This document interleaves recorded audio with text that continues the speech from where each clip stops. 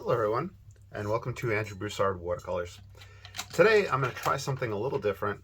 I'm going to try fast and loose still life.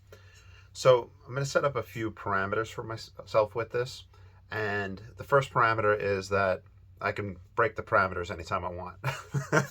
Other things that I want to keep in mind is I want to keep it fast and loose. I want to keep it kind of like a vignette, and I want to focus on getting depth and three-dimensionality to it. I'm not going to focus too much on using obscure colors or specialty colors. I might put some out, but I really don't have that many pigments that are outside the normal palette range. But I think that's all the parameters that I wanted to set, and I'm going to work from a kind of a photo that I had taken for an oil painting still life about a year or two ago. That being said, how true I'm going to stay to it, I don't know. I might not even post the photo that I'm working from. I really just want to play around and have fun.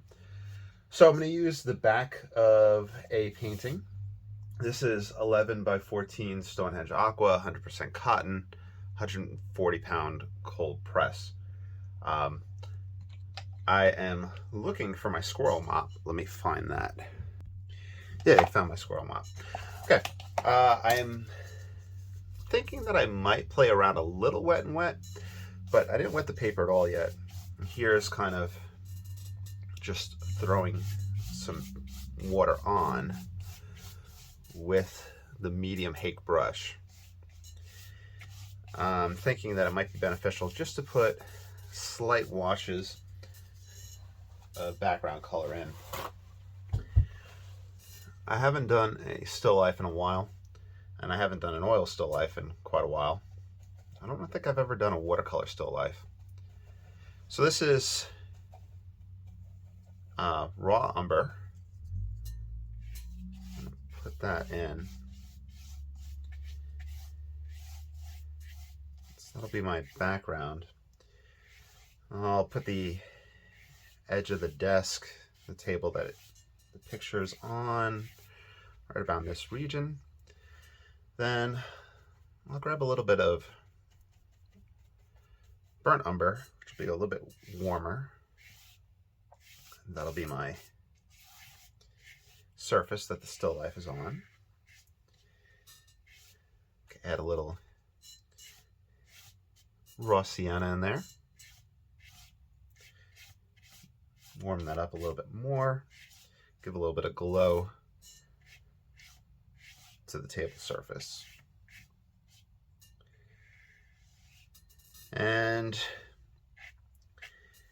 I am debating some strokes that would give us a linear perspective, receding back into it, but I think we'll be fine leaving that out. But since this is watercolor, I am going to have some whites, but I'm going to really try to resist using any white gouache. This is a little surface that I had laid out. I think it was a like a table runner that I had put on top of. Flatten out the paper. So it's not completely wet, but it is wanting to buckle a little bit, so just doing that adjustment. Okay, so I pulled out the lighter area for the table runner, and I'll have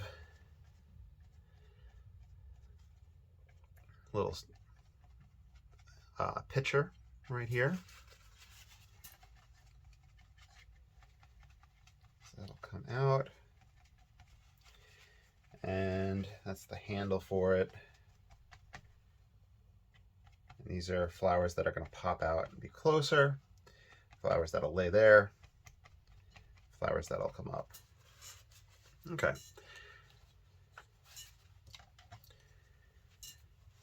The runner, I think it's like a tan color, but in relationship to everything else, it kind of has a blue feel to it.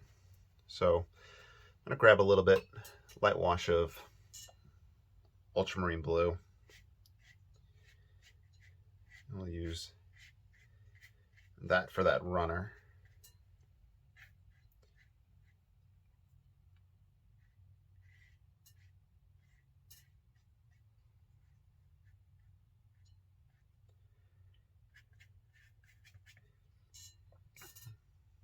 Keep the light blue going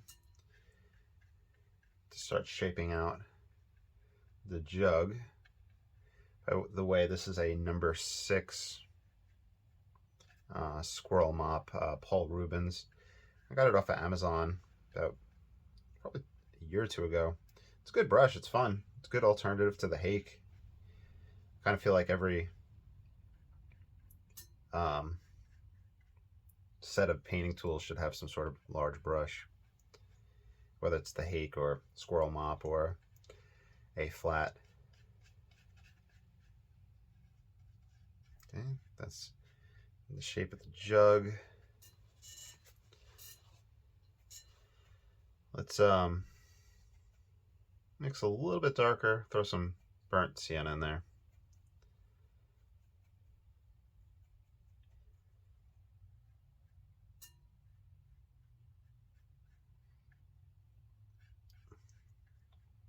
Giving the shadow portion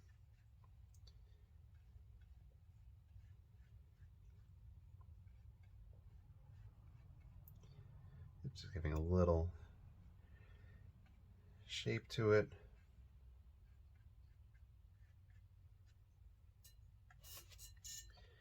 Flatten my paper out.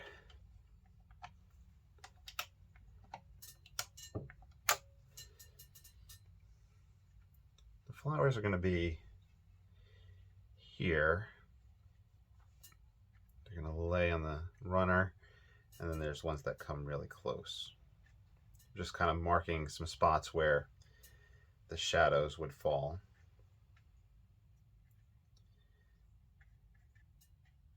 Or the shadow portion of the flower would be.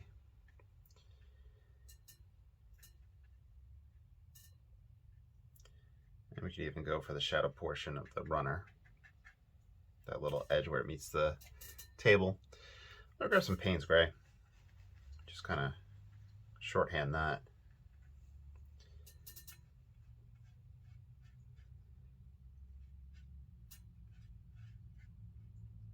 Okay. This is just Payne's Gray in the wet and wet.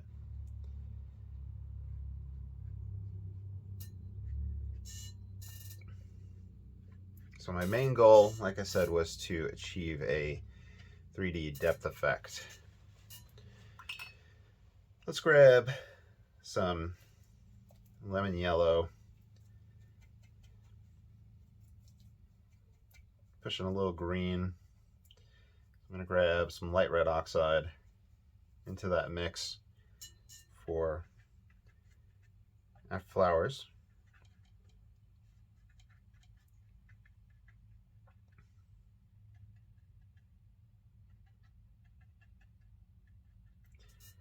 I think that warmth is going to help it come forward more.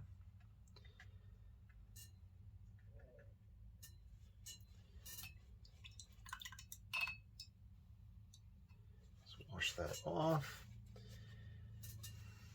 Let's grab some stronger yellow if we can. I didn't put out any fresh paint.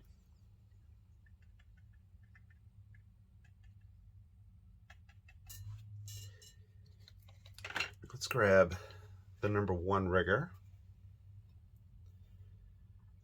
Some Payne's, ultramarine. With some raw sienna.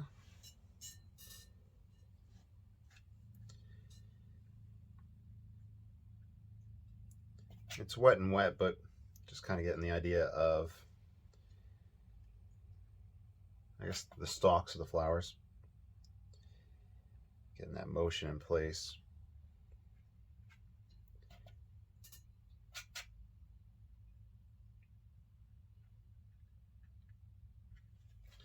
All right.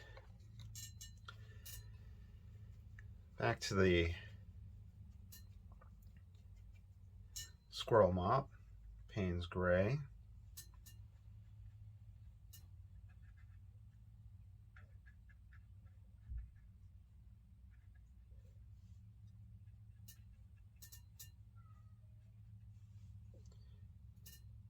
And I want a cooler shadow color, so I'm going to grab the raw umber.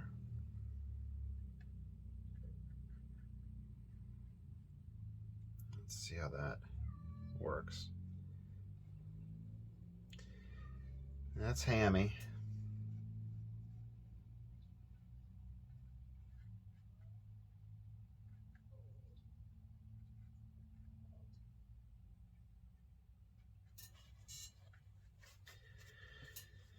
All right, paper towel, whipped out some highlights on the flowers.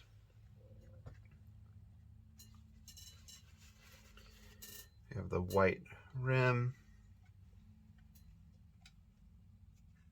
You have the highlight here. Let's pause and do a dry off. All right, we should be dry enough. So now we're gonna play in the dry stage. Let's grab some raw umber. Going to mix that with some ultramarine blue. Try to get it dark. And my goal with this mix is to create the background shape against the picture. I'm not too concerned about the form and function, but I want to get a dark back here. What I'll do is just grab some water on the brush and soften it out.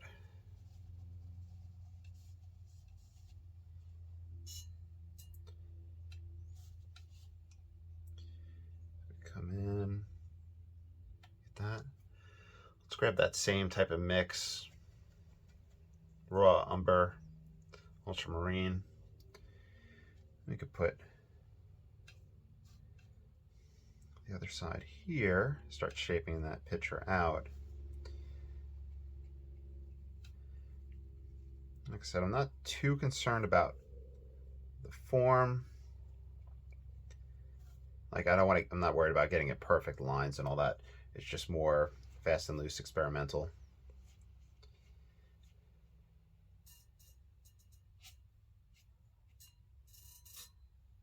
And we can bring that here to form the top. Grab a wet mix.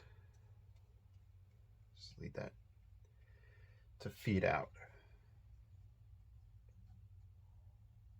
All right. You have a general shape. That's good. Grab some raw sienna. Try to get a glow on the foreground table. Grab some Payne's Gray right along that edge. Everything looks like a mishmash right now, so hopefully everything will tie together. Light red oxide.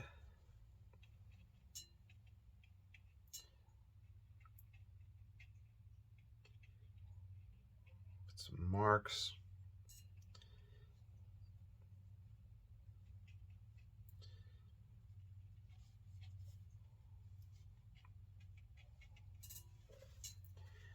Grab the #1 rigger.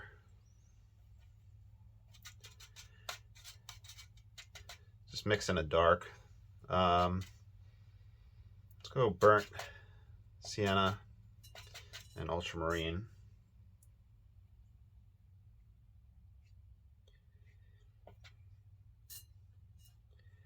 And I'm going to try not to trace over the exact stalks that I put in earlier.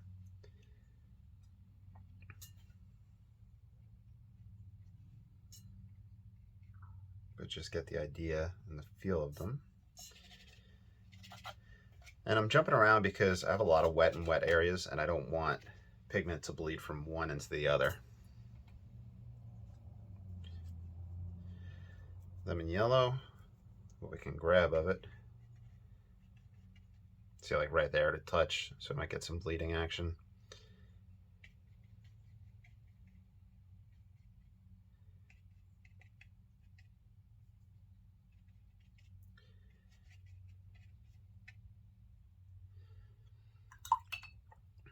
And I can grab a little bit of ultramarine blue.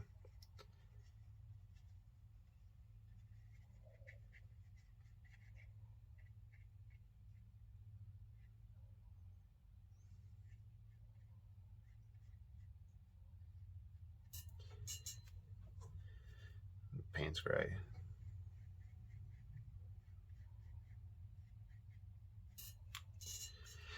Okay, let me do a pause and a dry off. All right, so at this point, during the dry off and looking at it, best way to describe it right now, it has a minimalist type of 1900s vibe to it. I'm assuming that it is the brush marks, the large swatches of area painted in, and the color scheme. So if you like that style, you could stop at this point and leave that there. Now I'm going to experiment with the bleed proof white. If you don't have that, you can use the white gouache, or like I said, you can leave where we're at.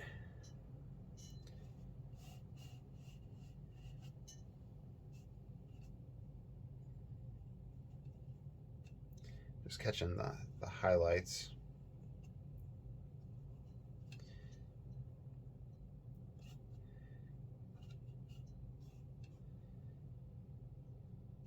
Do some highlights on these flowers.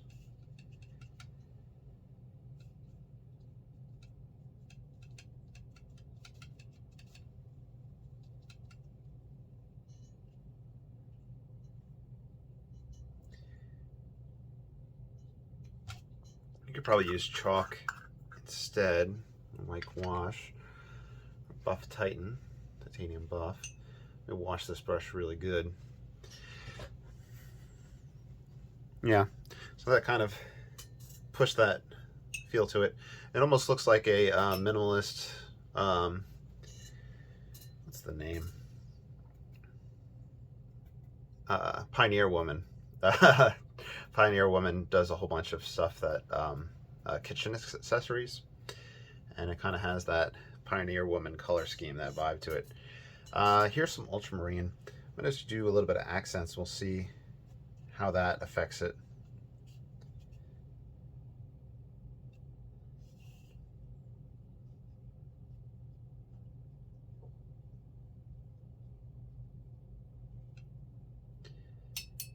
Grab some water, kind of pull that out.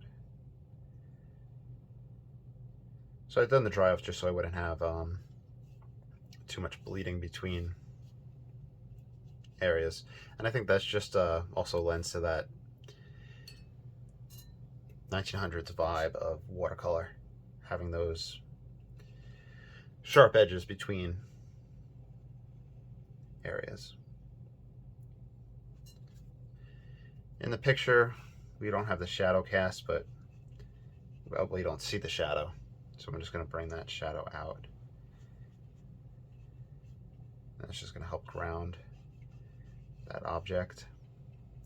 You can leave it in that floaty style if you want. There's some Payne's gray in there.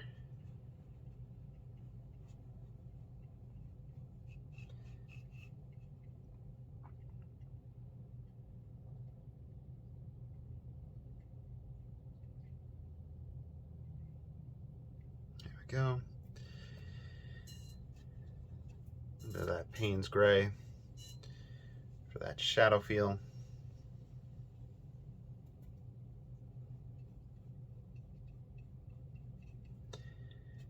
I'm thinking strong Payne's gray right here, just to get it to pop.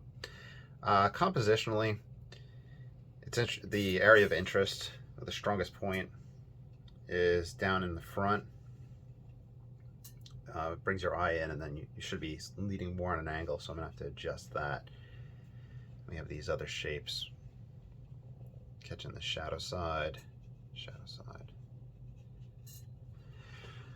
I don't want to overdo it, but looking through the camera that I'm filming with, so I film with the phone, we are getting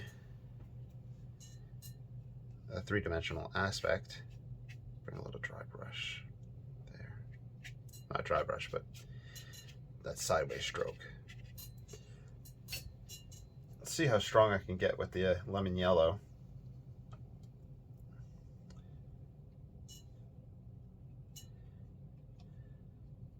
So we can get our eye coming in here, and I need to move it over a little more out on that angle.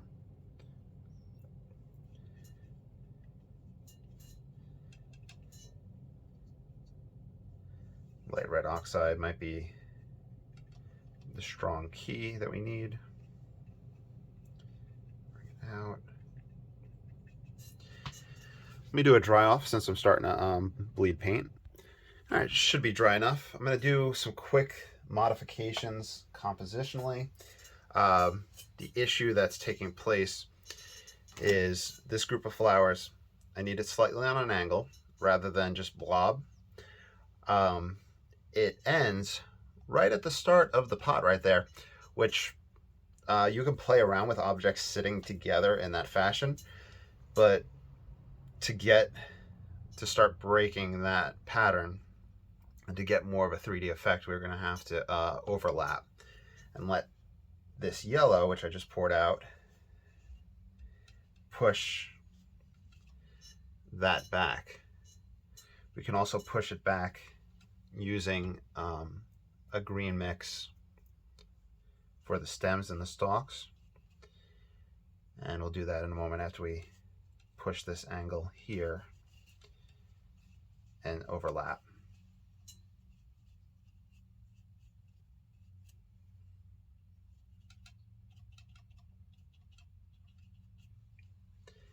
Green mix, we could just do the lemon yellow and the ultramarine. There we go. I'm gonna put these guys in green. Have one pass up in front. And then I could kind of neutralize it with the burnt sienna and let it recede back.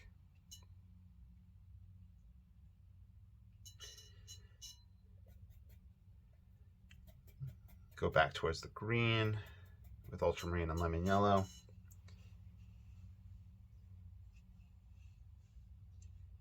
And that pushes the vase, the pitcher, whatever you want to call it, back.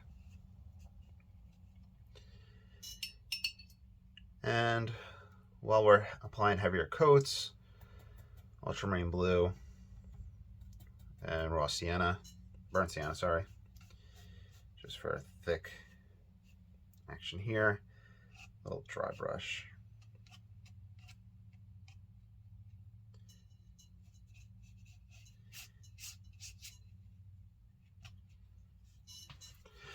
Okay, let's pause and take a look. All right, so it has a fun vibe to it. So there's my first, I guess it's my first ever watercolor still life, fast and loose. We're using white right here, but minimalist palette for the most part. Just to bring that and let the light travel on an angle. Could even catch a little light back here.